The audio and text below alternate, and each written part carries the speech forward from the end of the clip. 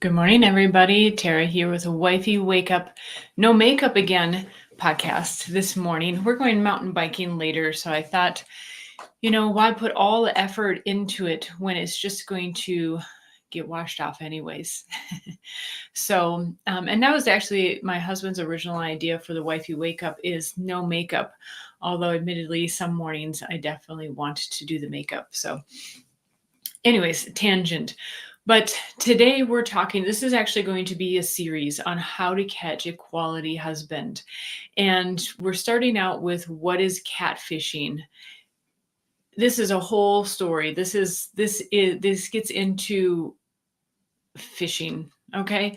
If it wasn't already obvious, but from a term like catfishing. But okay, so going back, you'll have to forgive me. I grew up in rural, well, it was still rural in those days. Now it's a suburb, but rural Minnesota. And we are, if you don't know, the land of 10,000 lakes. And I grew up, among other things, outdoors, did a lot of fishing. I learned fishing definitely from my dad, quite a bit from my grandpa, and a lot also from my Uncle Larry. And as we've heard these terms like catfishing and good catch. Like so many great lessons in life, they come from nature. As humans, we've been living in nature for eons since the beginning, right? And so there are so many metaphors and analogies that just absolutely make sense and relate. And fishing is definitely one of those. I think we've lost some actual true meaning. We've used these words like catfishing, but the true meaning has been lost. And so I'm going to dig up some old fishing memories and techniques. I haven't gone for years, but it's always in there. When you've done it as a kid, and the basic techniques are always the same, and it actually relates to dating. So if this is a topic that's helpful for you, interesting, please like, comment, subscribe, share with a friend that you think it will be helpful for, and that helps out a lot. I love hearing from you, by the way. My fishing information is going to be basic and rusty in a way, but it's just going to be very basic. So if you have some additional help, like in analogies that you think would be helpful, or details that maybe I missed or purposely left out just to keep it really simple, feel free to add those in the comments. That'll be fun and funny too. So even if you're not into fishing, which I am not anymore, ironically, this at the same time that I met and married my husband 20 some years ago, was when I stopped fishing, and literally and figuratively. So as I was preparing for this, I thought, oh, that's kind of funny. So you'll also notice that I'm not sharing pictures. I encourage you to look up pictures on your own.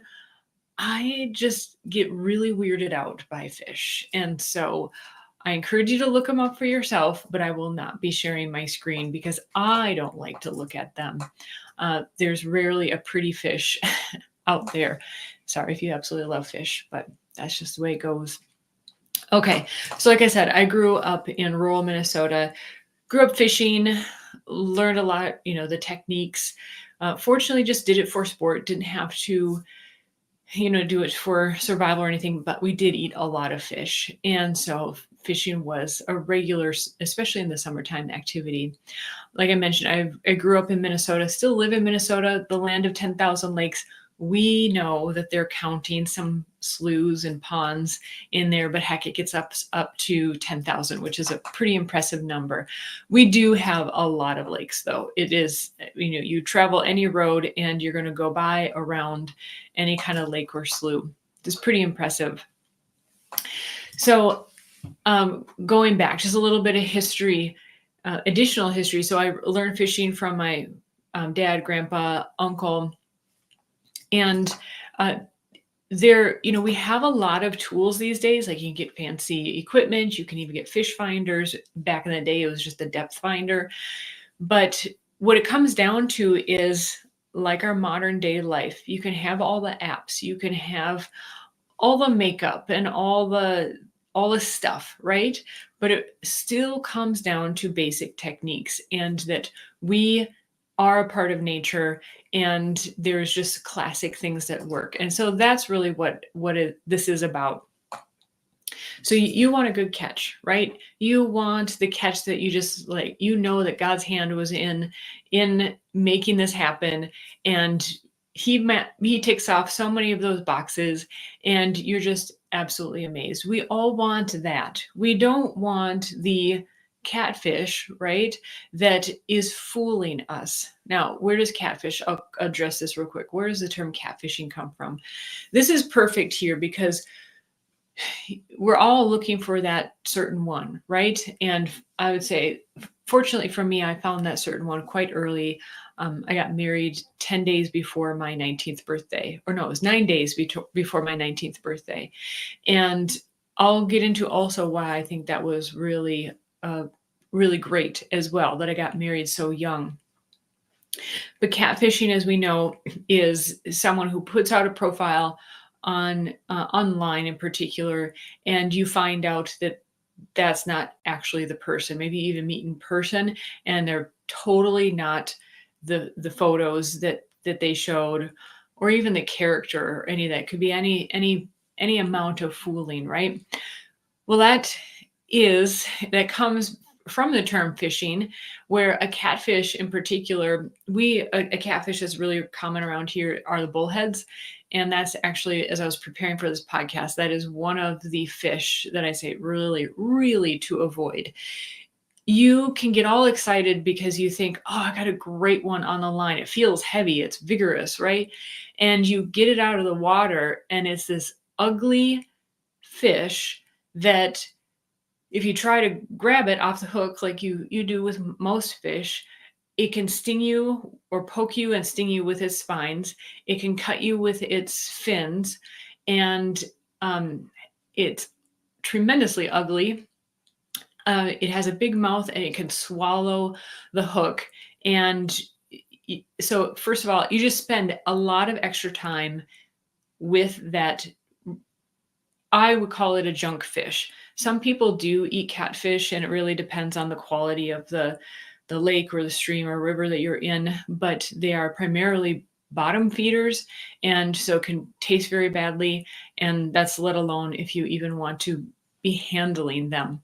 So a local catfish here is the bullhead, and it's just, like I said, very difficult to handle because you can get very injured. Apparently the sting is not, I've never been stung by one, fortunately. I've had plenty of them, which I think my dad and grandpa and uncle all took them off the hook for me, thankfully. I did take all the other fish off the hook. I was one of those types. But you just end up spending so much more time on these fish that you're just likely not going to eat anyways. And a lot of times they swallow the hook so deeply already, it's difficult to hold on to them safely. So a lot of times you end up just cutting the line, and then you go through all the effort of putting a new hook on, new bait, all that sort of stuff. So you just end up spending a lot of time with them. So catfishing, as we know, is you think you've got a great catch. Oh, it feels like a great one on the line, and you get it up and you're like, ugh, I'm going to be spending a lot of extra time on this fish that I'm not even going to keep, when you realize, you're not going to keep it. So that's the term catfishing. Now, some people do, in different parts of the country, I realize, and maybe even the world, do actually deliberately fish for catfish, and there are different types, but I'm speaking very locally. So, but you want the good catch, right? You want that sizable fish that you can get, that's a keeper, right? We call those a keeper. And so that's what this series is really about, is how do you get the keepers? But first of all, there's multiple steps, and you may have no interest in fishing. I don't have any interest in fishing anymore, but it's amazing how the analogy totally applies. So you're going to learn how to avoid the bullheads. Those are our local catfish. They are ugly. They have thick whiskers that can sting you. So like, I kind of imagine, a really bad mustache. Facial hair is so popular these days, but like a bad mustache, they can sting you and cut you or sting you with their fins as well. You can actually, I read that you can get necrosis. So like at the least, it will just sting for several hours. It will hurt for several hours. At the most, you get necrosis. So your hand or wherever you were stung will get infected. And necrosis is actually like dying tissue that would have to be cut off. So I don't know how common that is. I don't think that's too common, but you certainly don't want to get stuck by one, right? And overall, like I explained, it's just they take so much extra time for something that you're not going to keep anyways. Carp is another one. Again, look these up if you'd like, but carp are very common around the world. They also are bottom feeders. They will come up though to the surface and they kind of will look neat because they'll come up for air, or it looks like they're coming up for air and just kind of open their mouths. But they can really disturb the environment, and they can get very large. And so, especially like in a shallow lake or a slough, they can stir up the environment a lot, and even they're considered some types are considered an invasive fish as well. And so they're really just not a great balance in some areas. They do kill off other aquatic life. Koi fish, by the way, those really are fancy carp. They've been bred over the last century to just look really neat, but they also are the feed off the bottom. And bottom feeders, by the way, we have these terms that I think so often we don't know where they stem from, and so it can seem like we're just like speaking pejoratively, but really, like a bottom feeder, you don't want a bottom feeder because the meat of the fish not only will taste really muddy and yucky, there are a lot of toxins on the bottom of lakes and ponds and sloughs and rivers.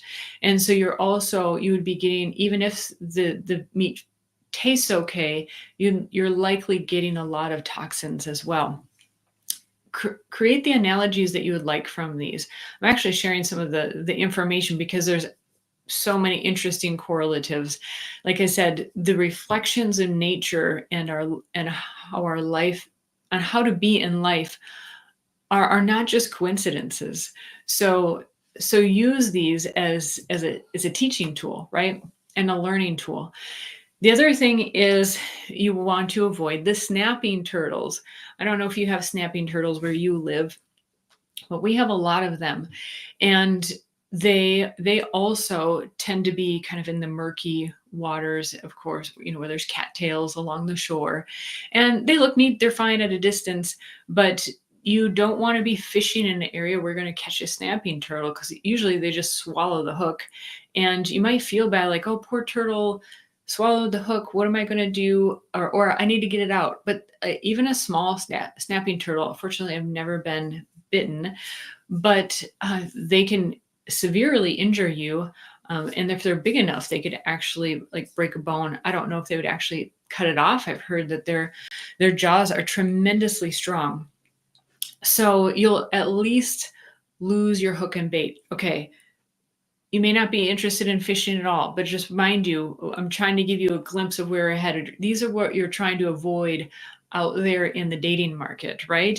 Those that you're going to have to spend extra time because they took extra resources, and you're going to spend extra valuable time on them just because they swallowed the hook, or you have to be careful to not get stung.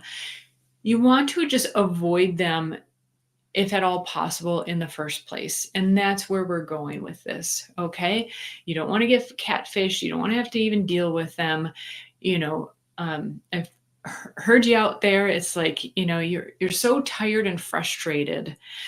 And what if you just had the tools just to be able to avoid those difficult situations? So that's where we're going. That's why I'm going to the length of creating these images because it's so interesting. you'll you'll be able to spot them out there and just totally avoid them. But I'll give you some other tools as well. So getting back to the turtles, you might think, oh, it's a sweet, neat turtle. It's not a turtle you're going to take home and have as a pet. These turtles are snappy. They're aggressive. They have long necks that are hidden in the shell. And so you don't even want to be within a certain distance of them because they'll shoot out of their shell and grab at you.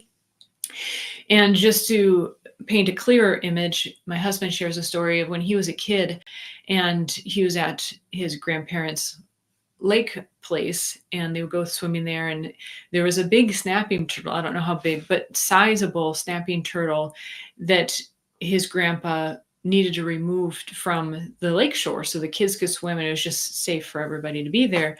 And so he took a steel-headed shovel and stuck it out. Of course, the snapping turtle predictably came out and snapped at the shovel, hung on to it, so much so that his grandfather could actually pick up the shovel and carry the shovel with the turtle to a safe place, safe for the turtle and for the people around. And when the turtle left, they found that the turtle had actually bitten so hard it left a dent in the shovel head. That's how strong their jaws can be. So I share these analogies. You might not even know what these creatures are like, but sometimes by just having an illustration like that is not about a human helps you to see other situations in life so much better. And that's why we have terms, right? Like catfishing. So why do people even fish these days if you can just go to the supermarket and get what we presume is a healthy fish? That's not the question. The question is that there are some things that we just still need to and want to do, right? For some reason, most of us want to find our life partner, our soulmate, right? And the usual means of just going to the supermarket or being on an app doesn't work.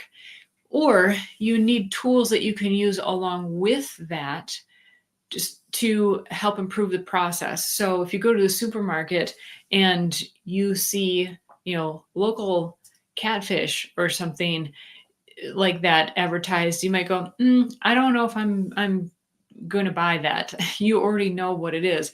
As opposed to here, we might see local walleye, and then that's a special treat, especially if it's fresh at certain times of the year.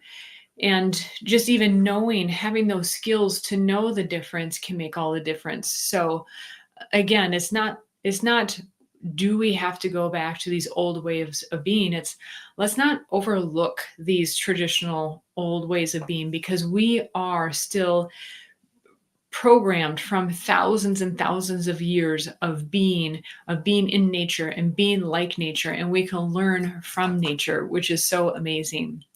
So in this series, you'll learn how to get a good catch with age-old techniques. It's kind of like a classic look, right? Classic look never goes out of style. A classic look is always in, and it's like these traditional methods, they just work because they are. You can get fishing analogy again. You can get the fanciest equipment, or a dating analogy. You can have the best app. You can have the best makeup and outfit, but there are certain techniques that are always going to work. So that's what we're going to cover, and I look forward to covering this. This will be fun. All right.